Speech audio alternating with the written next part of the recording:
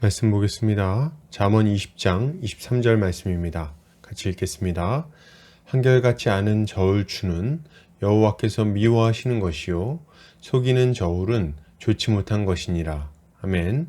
잠언 20장 23절 한결같은 추 정직한 저울이라는 제목으로 말씀 보도록 하겠습니다. 신자는 한결같은 기준을 가지고 정직하게 살기를 힘쓰는 자입니다. 왜요?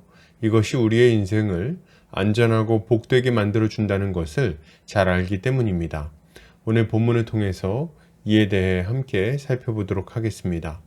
오늘 잠언 기자는 한결같지 않은 저울추는 여호와께서 미워하시는 것이며 속이는 저울은 좋지 못한 것이라고 말합니다. 이것을 타번역본에서는 속이는 저울추는 여호와께서 미워하신다, 부정확한 저울들도 좋아하지 않으신다 라고 번역하고 있습니다. 본문은 한결같지 않은 저울추와 속이는 저울을 하나님이 미워하시는 악한 것이라고 경고하고 있습니다. 이것은 8계명 그리고 9계명과 관련된 교훈인데 거짓으로 이웃을 속이고 이득을 취하는 행위에 대한 엄중한 경고라고 볼 수 있겠습니다. 먼저 본문은 한결같지 않은 저울추는 여호와께서 미워하시는 것이라고 말하고 있습니다. 여기서 저울추는 저울 위에 올려놓아서 무게를 재는 데 사용하는 돌을 의미합니다. 그런데 이런 저울추를 여러 가지 무게를 가지고 있다가 상황에 따라 다른 것을 사용한다는 거죠. 이것은 저울추라고 하는 기준을 상황에 따라 바꾸는 것을 통해서 부당하게 이득을 취하는 행위를 정죄하고 있는 것입니다. 내가 이익을 보는 만큼 상대방은 부당하게 손해를 보지 않겠습니까? 그런 의미에서 이런 행위는 이웃의 것을 도둑질하는 것이라고 볼 수 있는 것입니다. 1차적으로 이것은 장사를 하거나 사업을 하는 사람들에게 직접적으로 주어지는 경고라고 할 수 있겠죠. 사람에 따라 다른 기준을 가지고 물건을 팔거나 물건의 분량을 속인다면 그것은 거짓으로 이웃의 것을 도둑질하는 행위라고 볼 수 있기 때문입니다. 그러나 우리는 이것이 꼭 장사하는 사람들에게만 주어진 경고라고 볼 수 없습니다. 우리도 동일한 방식으로 죄를 범할 때가 많이 있기 때문이죠. 무슨 말입니까? 꼭 장사할 때가 아니어도 우리는 우리의 상황에 따라 우리에게 유리하도록 다른 잣대를 적용하는 경우가 많이 있다는 말입니다. 이런 식으로 자신에게 유리하도록 기준을 바꾸는 모습을 잘 드러내는 표현이 있습니다. 뭡니까? 바로 내로남불입니다. 내가 하면 로맨스고 다른 사람이 하면 불륜이라는 거죠. 무슨 말입니까? 자신이 저지른 죄는 그럴 만한 이유와 사정이 있는 것이지만 다른 사람이 저지른 죄는 절대로 해서는 안 되는 악한 행동이라고 생각한다는 겁니다. 그래서 다른 이들을 정죄할 때는 가혹하게 몰아붙이고 나의 죄에 대해서는 이야기하는 사람들에게 사랑도 없고 이해심도 없는 사람들이라고 말하는 것입니다. 이런 이들은 자신의 이득을 위해서 그때그때 기준을 바꿔가며 다른 이의 것을 도둑질하는 사람이라고 할 수 있는 거죠. 이것은 얼마나 어리석은 일입니까? 이렇게 기준을 바꾸는 자들은 결국 한결같지 않은 모습으로 인해 사람들의 비난을 받게 되어 있습니다.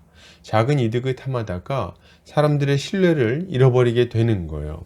그 결과는 뭐겠습니까? 어떤 이들은 손님을 잃을 것이고 어떤 이들은 친구를 잃어버릴 겁니다. 그리고 그 마지막에는 하나님의 무서운 심판을 맞이하게 되는 거죠. 이것이 얼마나 어리석은 일입니까? 이어서 본문은 속이는 저울은 좋지 못한 것이라고 말하고 있습니다. 여기서 속이는 저울이란 본질적으로 한결같지 않은 저울추와 같은 목적을 가지고 있다고 볼 수 있겠습니다. 나의 이익을 위해서 무게를 속인다는 거죠. 거짓말을 해서 이득을 보고자 하는 행위를 말하는 것입니다. 이것도 마찬가지로 거짓으로 이웃의 것을 도둑질하는 것이라고 볼 수 있겠습니다. 도둑처럼 훔치거나 강도처럼 상대방의 것을 빼앗아가는 것은 아니지만 이웃의 이득을 훔친다는 점에서는 도둑질과 전혀 다르지 않은 거예요. 당연한 말이지만 이것도 또한 장사하는 사람들에게만 주어진 경고가 아닙니다. 거짓말을 통해서 이익을 보려고 하는 경우가 얼마나 많습니까? 거짓말로 자신의 잘못을 감추거나 거짓말로 자신을 높이는 경우가 참 많이 있습니다. 어떤 이들은 자신이 잘못한 것을 부하 직원의 잘못으로 떠넘기기도 하고 부하 직원의 아이디어를 자신의 것인 양 사용하기도 합니다. 또 어떤 이들은 사장이 있을 때는 부지런히 일하고 또 친절하게 일하다가 사장이 안 보일 때는 나태하고 불친절하게 일하기도 합니다. 이런 행위들은 모두 거짓으로 이득을 보려고 하는 악한 행위라고 할 수 있는 거죠. 이것도 참으로 어리석은 모습이라고 하겠습니다. 여러분, 거짓이 오래 가겠습니까?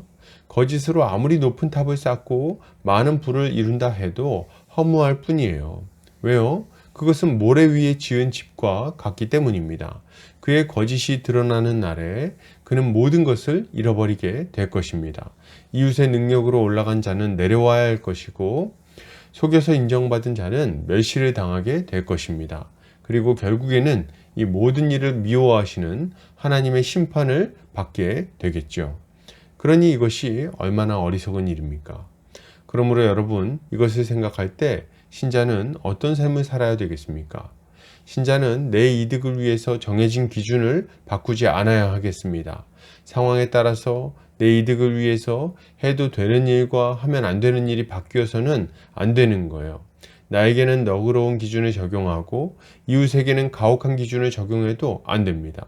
오직 우리는 하나님의 법을 기준으로 삼아 그 앞에 정직하게 서야 하는 거죠. 또한 우리는 거짓으로 이웃의 것을 훔치지 않아야 되겠습니다. 이웃의 지갑에 손을 대는 것만 도둑질이 아니에요. 거짓으로 이웃의 수고를 훔치는 것도 또한 도둑질입니다. 우리는 이것이 하나님의 심판을 자초하는 일임을 알고 경계해야 마땅한 거죠.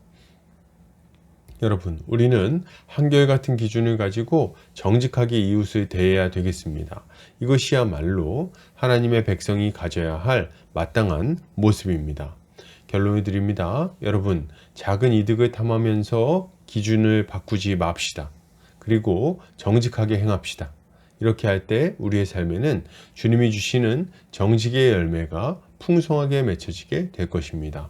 오늘도 주님의 지혜로 승리하는 성도님들 되시기를 주의 이름으로 축복합니다.